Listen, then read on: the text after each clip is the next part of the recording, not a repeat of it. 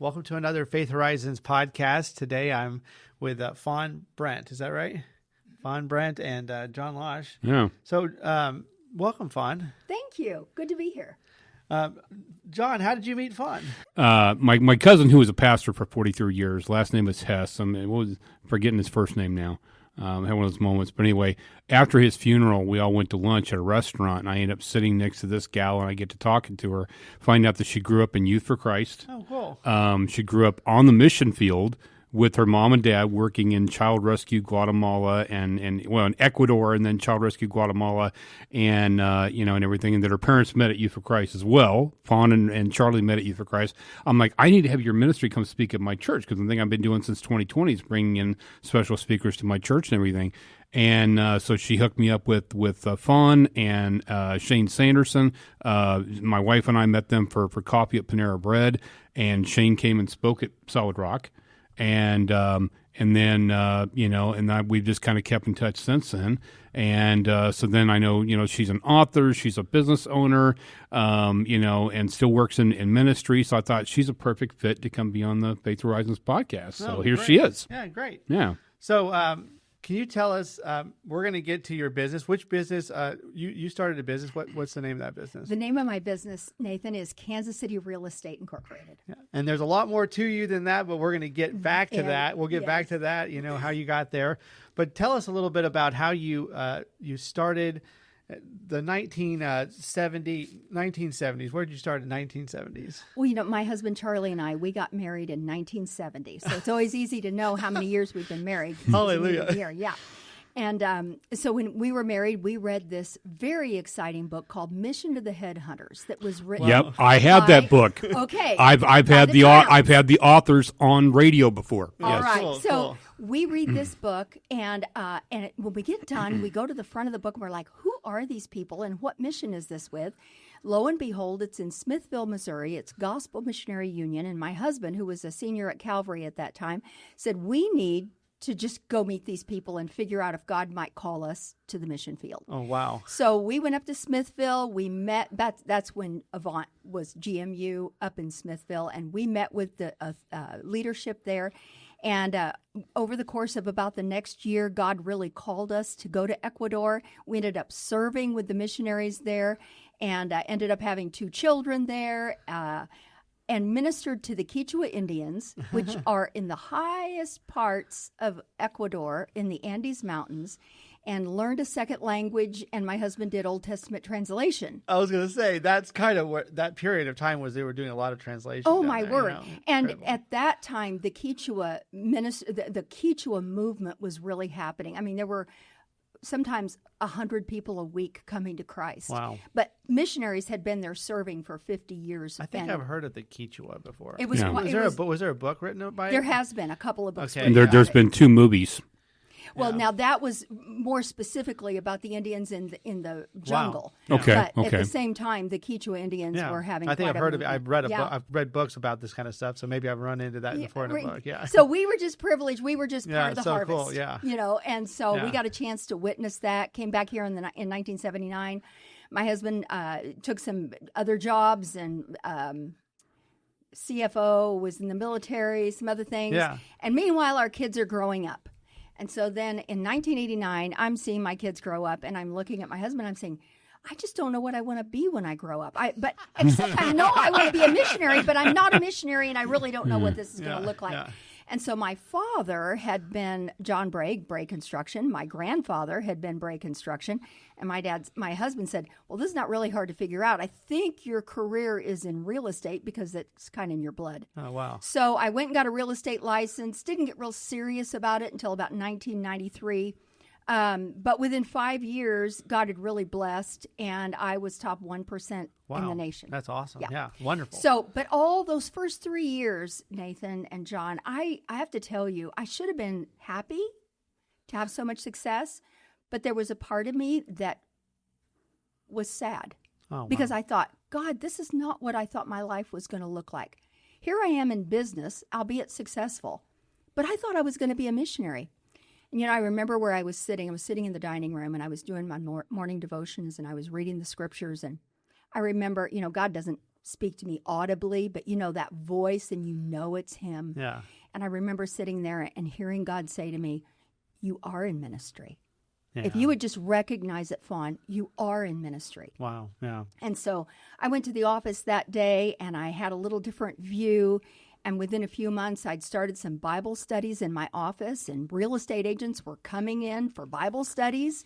And I started realizing that I had this great opportunity to sit with sellers and buyers and pray with them and really do ministry kind of in a cool way, because, you expect when a pastor takes you to lunch, you expect you're going to talk about spiritual things. Yeah. But when you're a real estate agent says, I don't know if I can sell your house, but I just wonder, could I pray with you? Wow. Reminds me of the telling book you. I have, Jesus Works Here. Yeah. Exactly. And so all of a sudden, 3 years in, not all of a sudden, but 3 years into this business, I realize I do have a ministry. Yeah. Wow. And so I continued in real estate over the next 17 years. And then in 2009, I thought maybe it was time for me to retire. Actually, it was in 2007 when I started thinking that maybe, I would go speak full time, because I loved all those years. I loved speaking at women's events, doing women's retreats and things. And I thought, maybe, Lord, this is the time for me to go into ministry. And so I spent the next 2 years writing Bible studies and doing some traveling. But in 2009, again, one of those times when you're sitting in the dining room with your Bible open, I felt the Lord say, you're going to do this again, but it's going to look different. I said, Lord, I think I'm too old to really crank this thing up again. I can't do real estate the way I used to do it. He said, no, it's going to look different. Yeah. So my husband had bought the name KansasCityRealEstate.com Wow. in 1994. Wow. When nobody really knew what a .com was. Yeah, people didn't know what a Right. .com was. In fact, he wanted to buy it, and he said, it's going to be $1,500. I can buy it from this lady in Overland Park. I said, well, honey, I don't know what a .com is, but if you think it's a good investment, then go ahead. Yeah. Well, I'd had that name, that URL in my back pocket all those years. So when I wanted to start my own company, I said, maybe that's available. Well, I called my attorney. He said, oh, that's been gone for decades. You're never going to get that as a company name. Lo and behold, the guy that had it had let it expire Oh, wow. within like a few weeks. So I went to try to find him. He was definitely completely out of business. I called my attorney and I said, I think I own a company and it's going to be called Kansas City Real Estate Incorporated. So I got that name and I already had the URL. Wow. And so all of a sudden I had this business. And it was 2009, the worst recession in history. I was about to say 2008 Yeah. I mean, you 2009. couldn't give a house like, away. Wow. You couldn't give a Yeah. house I away. mean, it was bad. And so I remember I opened up my office in Lee Summit. By the way, this is when God likes to start things. See, that's what I think. That's what I thought. Yeah. So I'm sitting in my office in Lee Summit, and I'm, restarting a company from nothing. Yeah. And I lost money the first year, and I broke even the second year. And the third year, I started hiring agents. Oh, wow. And so I now have about 20 full-time agents, and I've got another 8 agents that are in referral. And so what God has done through this company has been phenomenal. Wow. In that God has brought me so many people who are just like me. They love ministry first. But real estate has been a way to fund ministry. Yeah. And I've got... And real estate is ministry. It is ministry. See, thank you for that reminder, Nathan. See, I just have to constantly get a readjustment. Well, I tell you what, when we were growing up, in the 1990s, this business as ministry thing was not, it didn't understand it. People said, oh, you're either a minister or you're in business. I'm like, it's almost like they couldn't figure out how I think it was probably partially because of the money and the ministry. You can't have money and do ministry. I'm like, why not? Well, I mean, look at our Yes. picture up there. That's Kansas, businessmen's. Yeah, that's the businessman's Bible class. Bible which class. In 1923 was the largest Bible class that's ever gathered, 52,000 people in Kansas City. Anyway, so yeah, that's so cool. And don't you think that there's been this long time thought that there was a wall between, okay, I'm going to go do ministry, I'm going to go to church, I'm going to go to Bible yeah, study, that's what I'm saying. and Like, now it's I'm going like- to go to the office. Yeah. One of the people we've had here on the podcast, because I started going to a business networking group, not to represent my employer, but to represent this ministry and a few other ministries I'm involved in. And it's called the Co-op at Shoal Creek, and they actually go into churches and get churches to create co-op spaces. And they now have 3 locations, and they're looking to open more. And I told them, I said, one of my ministries may involve, I'm reaching out to churches by email and things, but I'm thinking eventually that may end up, leading to us having to meet with them in person. And if I find churches that I think would be a good, maybe a good option for you, I got no problem with getting on the phone and calling you, hey, Bob, come check out this church. And if something happens, fine. If it doesn't, but I've done my job by looking and making the referral. Well, the church is being used to even how offices for businesses and everything. Yeah. And then if some of those people don't have a church home, they're just coming there to do business. They might say, "Well, hey, I don't have a church home. Let's check out this church." What a great concept! Yeah. But I've done a lot of ministry as far as speaking at women's events, and I've loved that. It's been a great opportunity for me. But this next year, if you go to fawnbrents.com, I just created this website, and really it's designed to let people know that I'm available to come and talk to businesses. Wow, yeah. So, or even a church. Let's say you're the pastor of a church and you want to really mobilize your business community in your church. Yeah. I mean, when business people get on fire for Jesus and realize that their ministry is a vehicle, or their business is a vehicle for ministry, I'm telling you, it could really light up a church. Gonna have to connect. I don't know if you know Michelle Saunders Gotch or not. No, I do not. Okay, I need to connect you with her. She has a ministry called Altered Stories. It's all women telling their God stories. I think you two would be a great. And she hosts women's conferences too, called Women at the Well. Well, I would really like to take this next year or so to be able to maybe even go into businesses. Maybe you've got a Christian business owner. Yeah. Who says, you know what, I'd like to have somebody inspirationally come and encourage my employees. Yeah. What it means to be that person spiritually that God's called them to be. Every case would be tailored to the situation, either a church or a business. I'd love to find those kind of audiences. Yeah, you could even they could even set up a workshop with you, or you do 4 or 5 sessions with a group of business leaders that want to learn something. Right, or have panels or group discussions where people can talk about what it means to. Like a church could host an event and then have you as a predominant speaker or whatever. Yeah. Yeah, that's so cool. That's an interesting thing. It's just trying to get how do we open the doors to where God is in everything instead of just and then how do you begin to marry the two? How do you marry ministry and business? And I get asked that a lot. Mm-hmm. So I know that is a question on people's minds. I think social media has caused people to merge their lives a little bit more. Quite a bit. Yeah. Don't you think? Yeah. Because who you are on social media, it's going to reflect who you are at church, at a Bible study. Yeah. I mean, it's merged people's lives so that it's not uncommon now to talk about all aspects of your life. Yeah. And I just think the time is right for those kinds of events. Yeah, that's so cool. Yeah.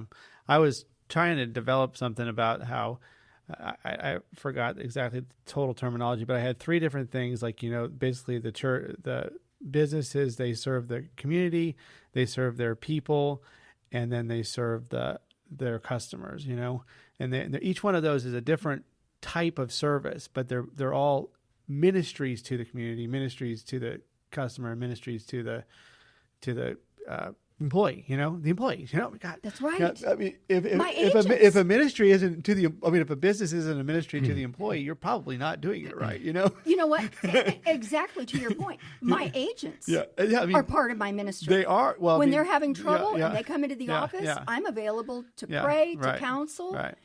Oh, yeah. You get it. What I'm saying is it really leverages your ability to help, too. Businesses leverage your ability to minister to your employees, your customers. And this has come from a guy who works in a business that cleans a lot of churches. Well, what I mean by that is it multiplies the effect that you can have. Yes.